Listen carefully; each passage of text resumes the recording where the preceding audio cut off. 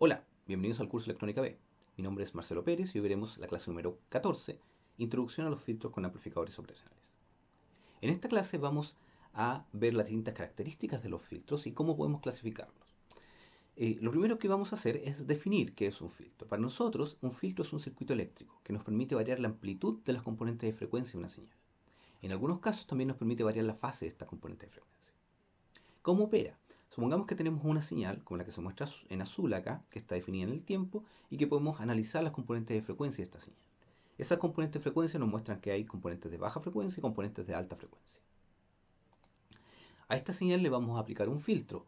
Un filtro está definido en términos de frecuencia, pero que opera es aplicado a una señal en el tiempo.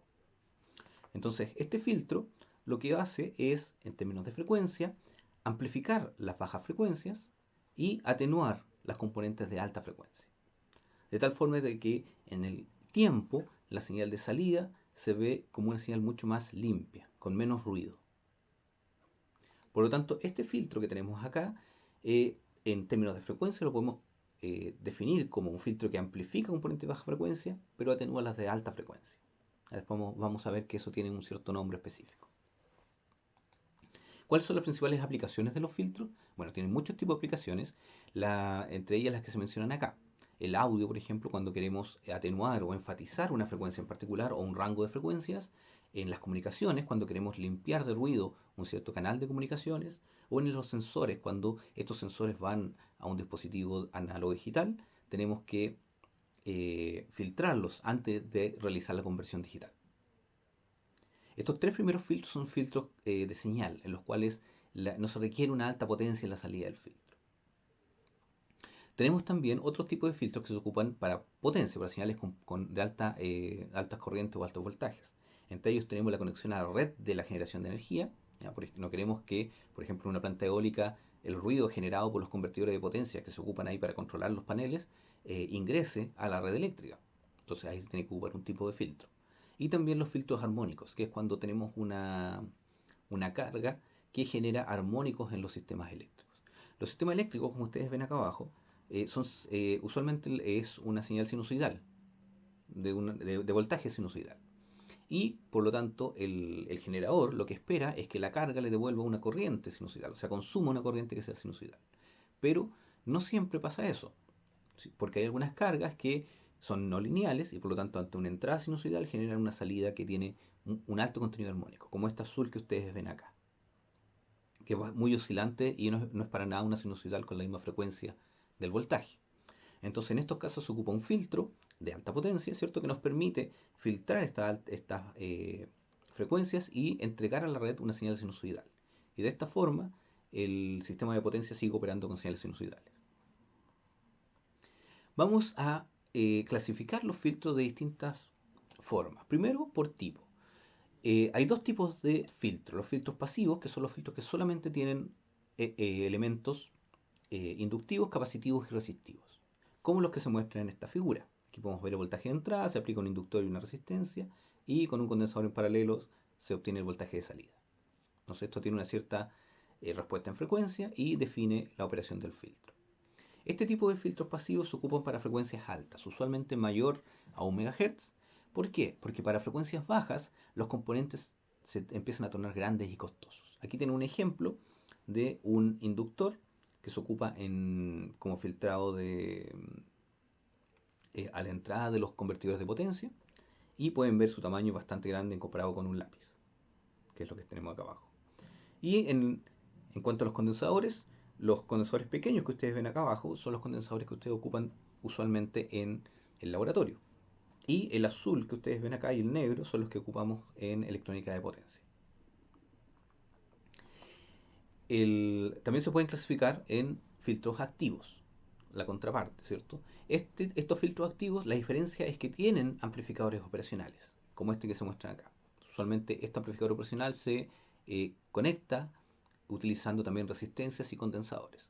No se ocupan mucho los inductores en los filtros activos, son, eh, tienen algunas no linealidades en su operación, y por lo tanto pueden generar algún tipo de ruido. Entonces es mejor utilizar condensadores e inductores. Además, estos dos elementos son mucho más fáciles de miniaturizar.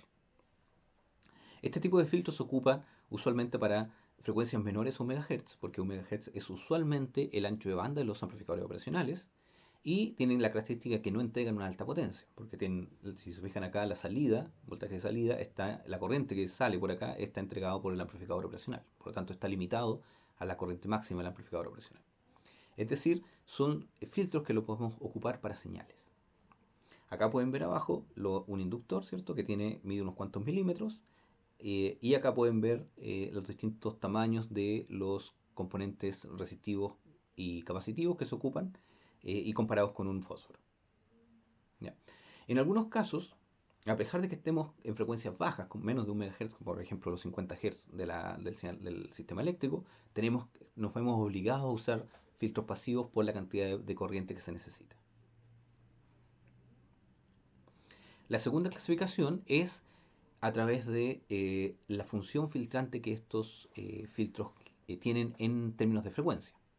Por supuesto puede haber una gran cantidad de funciones filtrantes, pero nosotros en este curso nos vamos a enfocar solamente en 4. La primera de ellas es el filtro pasabajo, en donde tenemos una región en términos de frecuencia en el cual la señal de entrada, los componentes de la señal de entrada no se atenúan en la salida. Y en otro rango de frecuencia, ¿cierto? En frecuencias altas, estas señales, la ganancia empieza a disminuir, que es lo que muestra esta gráfica, ¿cierto? Y como la ganancia disminuye, las componentes de frecuencia de la entrada ya no aparecen o aparecen muy atenuadas en la salida. Y por lo tanto, este tipo de filtro permite pasar las componentes de baja frecuencia y elimina las componentes de alta frecuencia. Por eso se llama pasabajos. Y es el tipo de filtro que vimos en el primer ejemplo.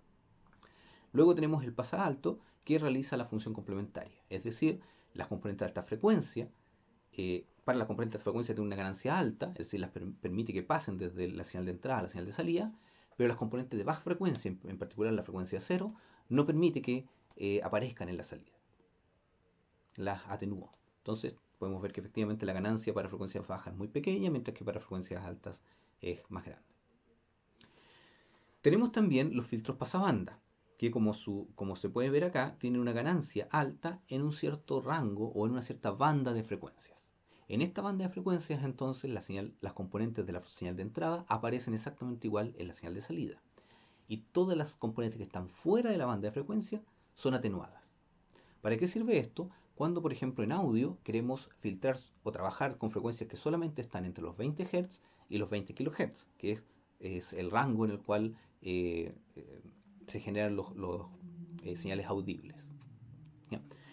Eh, entonces, el nombre viene directamente de la función que realiza, que es dejar pasar componentes de frecuencia en una cierta banda de frecuencia.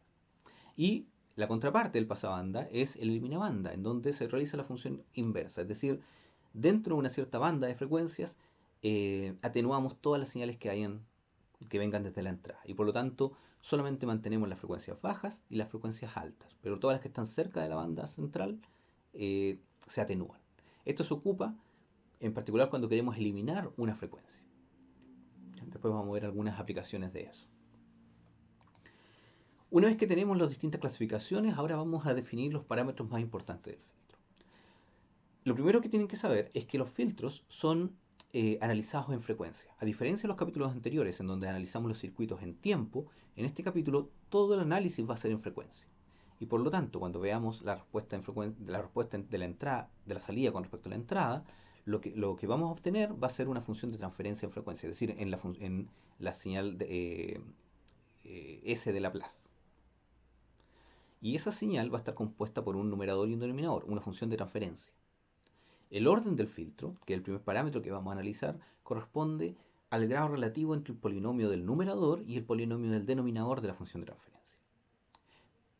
¿Ya? Mientras más grande es el orden del filtro, tiene mayor selectividad. Es decir, si tengo una señal de una componente de frecuencia que quiero mantener, ¿cierto? Pasar a la salida, y otra que quiero eliminar, estas dos componentes de frecuencia pueden estar muy cerca una de otra, porque el filtro tiene la selectividad suficiente como para dejar pasar una y eliminar la otra.